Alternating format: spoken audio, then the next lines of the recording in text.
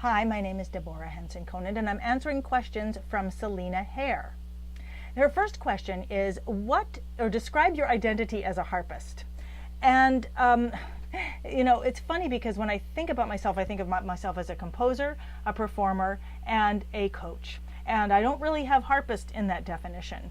I do play the harp, but that wasn't my intention. And for many years I really questioned, why do I play the harp? And finally began to realize that for me, it is because the way that I compose, or what I compose, is musical theater, stories with music. And the harp is such a wonderful instrument for telling stories with music, and because I can be a whole show when I have a harp. It's basically like being able to have a whole orchestra spontaneously and be able to tell spontaneous stories and have the background, the soundtrack, as well as the accompaniment to the songs that go with that story.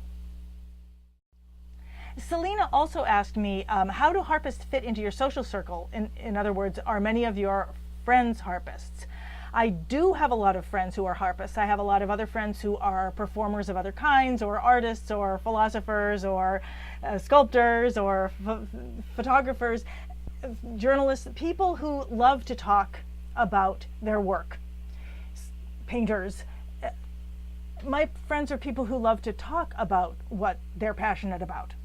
And so some of those people are harpists. I also realized early on in my career, especially when I played the concert harp, that harpists were by and large women, and who had a large, heavy, delicate, clumsy instrument that they carried around somehow and made a living with.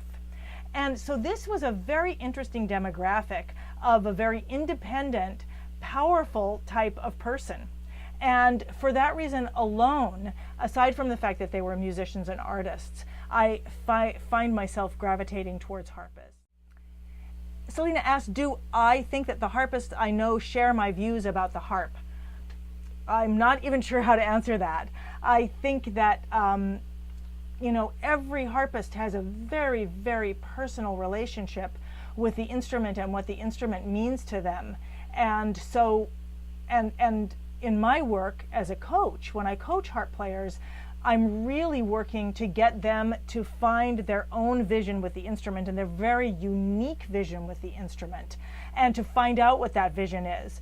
And that's what fascinates me about being a coach. And as I coach more, I discover this just huge richness of the different ways that people are relating to the instrument, what's important about it to them, whether it's the sound or what it allows them to do, or what it means to them. And so I'm not really sure how to answer that. I think that other harpists share my view in as much as they realize that this is a very physical and very important personal relationship that they have with this instrument, and that it's an opportunity to express themselves in ways that they can't without it.